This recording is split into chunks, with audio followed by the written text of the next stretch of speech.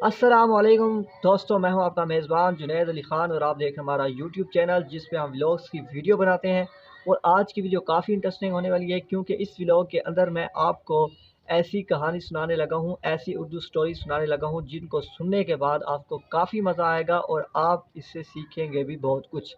तो जैसा कि आपको पता है, हम अपने इसी यूट्यूब चैनल पे व्लॉग्स की वीडियो डालते रहते हैं और उनके अंदर आपको डिफरेंट स्टोरीज लिख के वो आपको सुनाते रहते हैं। तो आज की जो स्टोरी हमने लिखी है वो मेरी अपनी कहानी है। इसका उन्वान है मेरी कहानी। काफ़ी इंटरेस्टिंग होने वाली है आज की कहानी, जो कि मेरी ही कहानी है।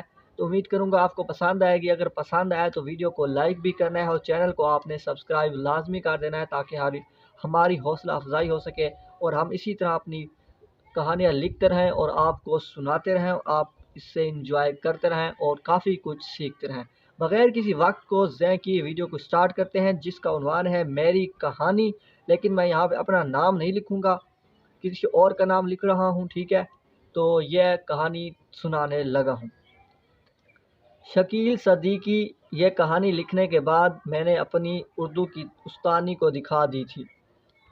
उन्होंने उसे ठीक कर दिया है। अब मैं उसे आपके पास भेज रही हूँ। कहानी लिखते लिखते मेरे हाथों में दर्द होने लगा है, इसीलिए मैं उसे दोबारा साफ़ करके नहीं लिख सकती। इसे यूं ही छाप दीजिए। मैं आपकी शुक्रगुज़ार होंगी नायला। मेरा ख़्याल है कि मैं एक होनहार और सआदतमंद तालिबा हूँ, इसीलिए कि मैं बिला नागा स्कूल जाती हूँ और अपना काम यानी होमवर्क वक्त पर कर लेती हूँ।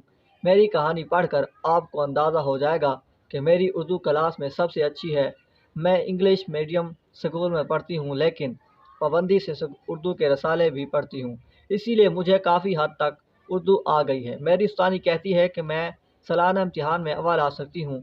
अम्मी मुझे बहुत मारती है, इसीलिए मैं अपनी चीज़ें निहायत बेपरवाही से इधर उधर रख देती हूँ या फिर भूल जाती हूँ। आज ही की बात है कि सुबह स्कूल जाने से पहले मैंने ये पूछ लिया कि अम्मी मेरे जूते कहाँ हैं, तो उन्होंने बावर्ची खाने से आकर पहले तो मेरी गर्दन पर ज़ोर का चांटा मारा, फिर कहने लगी ये सामने शेल्फ में तो रखे हैं। जब रात को असद ने अपने जूतों पर पॉलिश की थी तो तुम्हारे जूते भी पॉलिश करके शेल्फ में रख दिए थे। भला आप ही बताइए कि इसमें मारने की क्या ज़रूरत थी।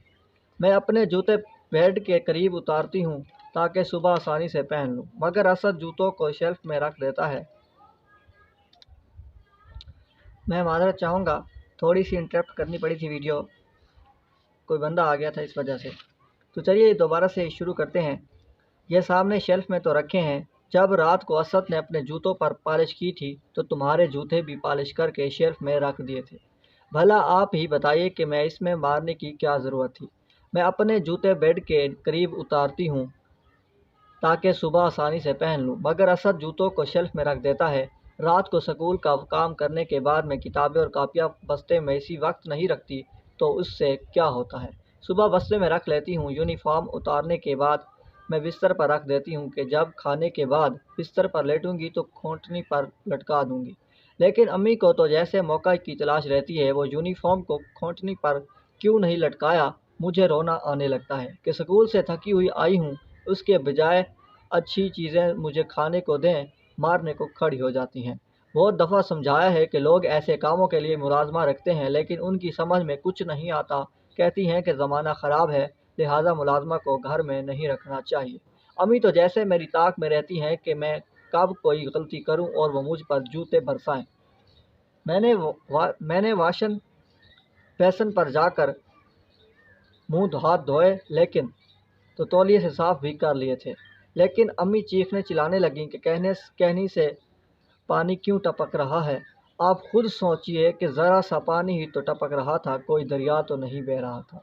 इसमें डांटने की क्या ज़रूरत थी, मगर उन्हें तो बहाना चाहिए था। धाए धाए थप्पड़ थप्पड़। इस जानदार मुरम्मत के बाद मेरी यादाश्त मज़ीद ख़राब हो गई। जब खाने बैठी तो हाथ मुंह के बजाय कई बार कान की तरफ चला गया।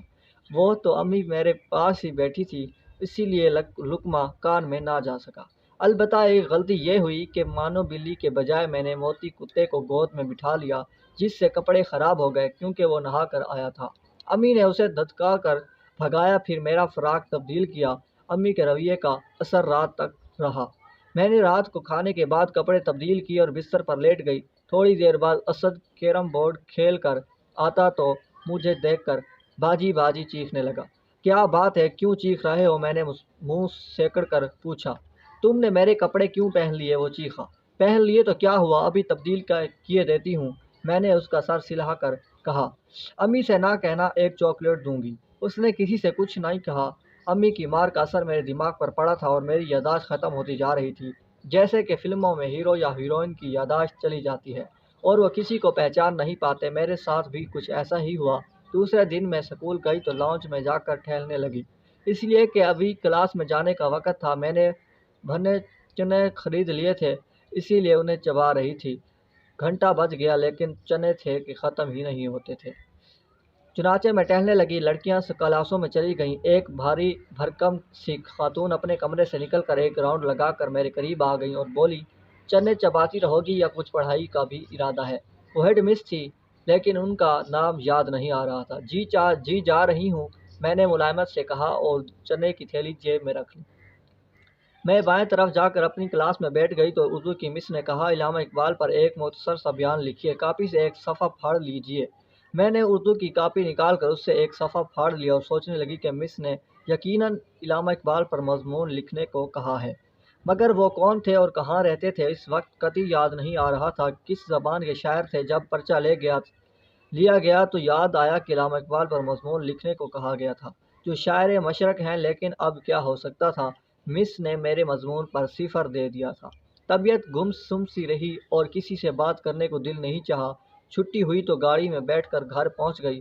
یاد آیا کہ اسد کو تو لیا ہی نہیں، وہ تو میرا بھائی ہے۔ تھوڑی دیر بعد دوسری گاڑی سے کوئی لڑکا اتر کر سامنے آ گیا، مجھے جانا پہچانا سا لگ رہا تھا۔ اچانک ایک بھاری بھرکم سی خاتون کہیں سے آن ٹپکی اور ساتھ ساتھ چلنے لگی۔ آج اردو کا پیپر کیسا ہوا؟ انہوں نے پوچھا۔ مگر آپ کون ہیں؟ تمہاری ماں ہوں اور کون ہوں؟ انہوں نے چڑچڑائے پن سے کہا۔ میری کوئی ماں نہیں ہے، میں نے کہا۔ وہ بہت مارتی ہے، جب کہ میں کوئی شیطانی شرارت بھی نہیں کرتی۔ اچھا ٹھہرو، ابھی بتاتی ہوں، انہوں نے غصے سے کہا۔ پتہ نہیں وہ کس کا گھر تھا۔ بہرحال گھر پہنچ کر انہوں نے میرا بستر تو شیلف میں رکھا اور پھر میری وہی کیفیت ان پر طاری ہو گئی، دھائیں دھائیں تھپڑ تھپڑ۔ اس سے یہ ہوا کہ چوٹ پڑتے ہی میری کھوئی ہوئی یادداشت واپس آ گئی۔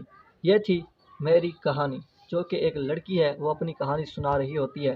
امید کرتا ہوں آپ کو ویڈیو پسند آئی ہوگی۔ ویڈیو پسند آئے تو چینل کو لائک کریں، چینل کو سبسکرائب کریں اور ویڈیو کو لائک کر دیں۔ بہت بہت شکریہ، ملتے ہیں نیکسٹ ویڈیو میں، تب تک کے لیے اللہ حافظ۔